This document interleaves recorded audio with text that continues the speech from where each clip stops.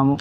ఇక్కడ సర్పంచ్ గారు మారేపల్లి రమేష్ గారితో ఉన్నాము. ఇక్కడ ఏదైతే ప్రజాపాలన ప్రగతి ప్రణాళికలో భాగంగా 99 యాక్షన్ ప్లాన్ ఏ విధంగా ఉందో వారి మాటలను అడిగి తెలుసుకున్నాం. ఏ సమస్యలు పరిష్కారమైనాయో వారి సర్పంచ్ గారు మనతో ఉన్నారు, వారి మాటలను అడిగి తెలుసుకున్నాం. నమస్కారం సర్పంచ్ గారు. ఇక 99 రోజుల ప్రణాళిక ఏ విధంగా అమలవుతుంది, ఎన్ని సమస్యలు పరిష్కారమైనాయి అంటారు? ఇక్కడైతే 99 ప్రణాళికల్లో భాగంగా చాలా వరకు అయితే చాలా చక్కగా పరిష్కరించడం జరిగింది ఇక్కడ మాకు. అందులో భాగంగా ఊళ్ళో పరిశుభ్రత కావచ్చు, తడి చెత్త పొడి చెత్త లాంటివి ఇలాంటివి ఏమైనా సమస్యలు ఉన్నాయి ఇది చేసుకున్నాం.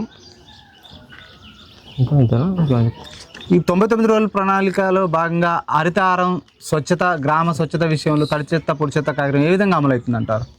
చాలా చక్కగా అమలవుతుంది సార్. మాకైతే ఇప్పటివరకైతే చాలా మంచిగా ఉంది మాకు ఇక్కడ. రోడ్లు కావచ్చు, రోడ్లు ఎంపటి చెత్త చెదారం అలాంటివి, తడి చెత్త వేరు కావచ్చు, పొడి చెత్త ఇలాంటివి మాకు.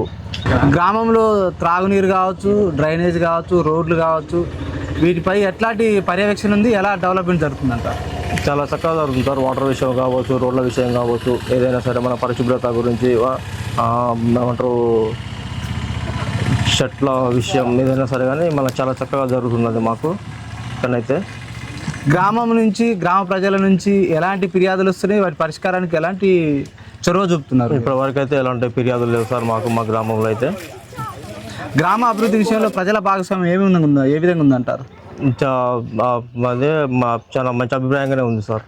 యువకులు ప్రధానంగా మత్తు పదార్థాలకు బానిస అవుతున్నారు, గంజాయికి ఎడిక్ట్ అవుతున్నారు, రోడ్డు ప్రమాదాల బారి ఎక్కువ కూడా ప్రాణ పోగొట్టుకుంటున్నారు.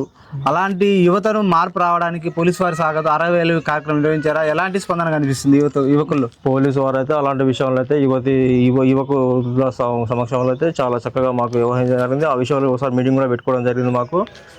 మన ఇప్పుడు ఏమంటారు అది 60,000 కార్యక్రమం కదా, అందులో పోలీసు వారు కూడా వచ్చి మాకు చాలా చక్కగా వచ్చి చెప్పడం జరిగింది. ఆ విషయం హెల్మెట్ పెట్టుకోవడం అని, రోడ్డు భద్రత విషయం కావచ్చు, ఇలాంటి విషయాల్లో కొంచెం జాగ్రత్తలు తీసుకోవాలని చెప్పి మాకు కూడా పోలీసు వారు వచ్చి. ఇక గ్రామంలో చాలా సమస్యలు పెండింగ్లో ఉన్నాయని ప్రజలు మా దృష్టి తీసుకొచ్చారు. వాటి పరిష్కారానికి మీరు ఎలాంటి మార్గం ఉందంటారు? పెండింగులు అంటే సార్ అవి గతంలో ఎట్లా జరిగిందో తెలియదు మాకైతే. మేము ఎక్కినాక మాత్రం మాకు వచ్చి ఇదివరకు ఉన్న సర్పంచులు ఎవరైనా కావచ్చు కానీ దాన్ని పెండింగ్ పెట్టుకుంటూ వచ్చినారు. మేమైతే గ్రామ పంచాయతీ కావచ్చు ఏదైనా సరే కట్టేయడానికి రెడీగా ముందుకున్నాం సార్ మేమైతే. ఇక్కడ బడిబాట కార్యక్రమం ఏ విధంగా అమలవుతుంది? విద్యార్థుల నుంచి ఎలాంటి, తల్లిదండ్రుల నుంచి ఎలాంటి ప్రోత్సాహం కలుగుతుందంటారు? మా గ్రామంలో మేము ఇంటింటి గడపకు తిరిగి బడిపాట కార్యక్రమంలో ఇంటింటికి వాళ్ళ పేరెంట్స్ దగ్గర పోయి అడగడం జరిగింది. వాళ్ళు కూడా పంపిస్తామని 90% పంపిస్తామని చెప్పారు సార్ మా స్కూల్కి. వైద్యం ఏ విధంగా అమలవుతుంది గ్రామంలో? వైద్యం కూడా చాలా చక్కగా ఉంది సార్. ఇక్కడ ఈ గ్రామంలో సమస్యల పట్ల, ప్రజల నుంచి వచ్చే ఫిర్యాదుల పట్ల మీరు సర్పంచ్గా నిత్యం అందుబాటులో ఉంటున్నారా? ప్రజల భాగస్వామ్యం ఏ విధంగా ఉందండి? ప్రజలకు అందుబాటులో ఉంటాం సార్. 24 గంటలు అందుబాటులో ఉంటాం మేము ప్రజలకైతే.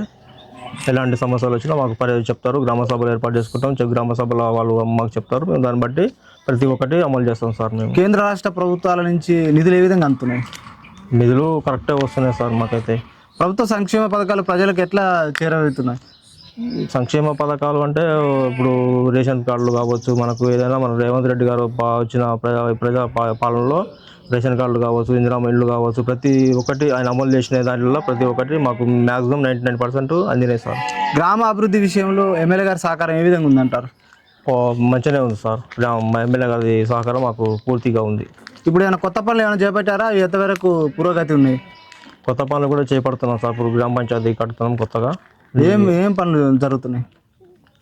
ఏమేం పనులు అంటే కొత్తగా ఏమైనా మోరీలు నిర్మించారా? మా ఊళ్ళో మోరీలకు ప్లేస్ లేదు సార్. ఎందుకంటే వెనుకకి పోవడానికి, వాటర్ బయటికి వెళ్ళిపోవడానికి ప్లేస్ లేదు మాకు. ఎంతసేపు ఇంకుడు గుంతలు, ఇంటింటికి ఇంకుడు గుంతలు తీయడం జరిగింది. ఏదున్నా ఇంకుడు గుంతలకు వెళ్ళిపోవడతాయి వాటర్. ఇంకుడు గుంతలకే. గ్రామ భద్రత విషయంలో కావచ్చు, సీసీ కెమెరాలు ఏర్పాటు చేస్తున్నారా? ఏర్పాటు చేస్తాం సార్ త్వరలో. ఆ విషయం గురించి పోలీసు వారితో మాట్లాడడం జరిగింది. అవి కూడా త్వరలోనే చేయిస్తాం మేము. మహిళా సంఘాల అభివృద్ధి కోసం, మహిళా సంఘాల బలోపేత కోసం మీ గ్రామ పంచాయతీ ఎలాంటి తోడ్పాటు అందిస్తుంది?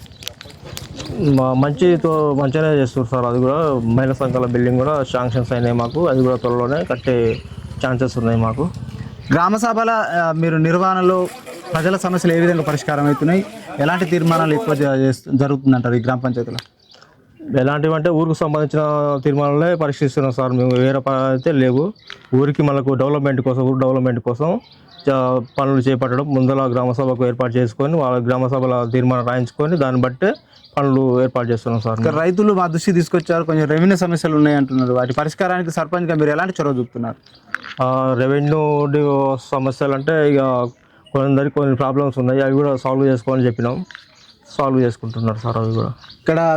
ఇక్కడ గ్రామ పంచాయతీ రోలకల్లు గ్రామ పంచాయతీలో ఉన్న సమస్యల పట్ల కావచ్చు, ఇక్కడ ఉన్న అభివృద్ధి విషయంలో కావచ్చు ఎమ్మెల్యే గారి సహకారం ఉందంటున్నారు. అదేవిధంగా అభివృద్ధి విషయంలో కావచ్చు, ఇక్కడ ప్రజల సమస్యల పరిష్కారానికి నిరంతరం నేను ప్రజల మధ్యనే ఉంటాను, ప్రజల కోసం నేను సేవ చేస్తాను కాబట్టి వారికి అందుబాటులో ఉంటూ ప్రజా సంక్షేమం కోసమే పాటుపడతాను, మౌలిక సదుపాయాలకే పెద్దపీట వేస్తానని కూడా సర్పంచ్ గారు మారేపల్లి రమేష్ గారు పేర్కోవడం జరిగింది. మరో అంశంతో మరో గ్రామ పంచాయతీలో మీ ముందుకు వస్తుంది ప్రజావేదిక ఛానల్.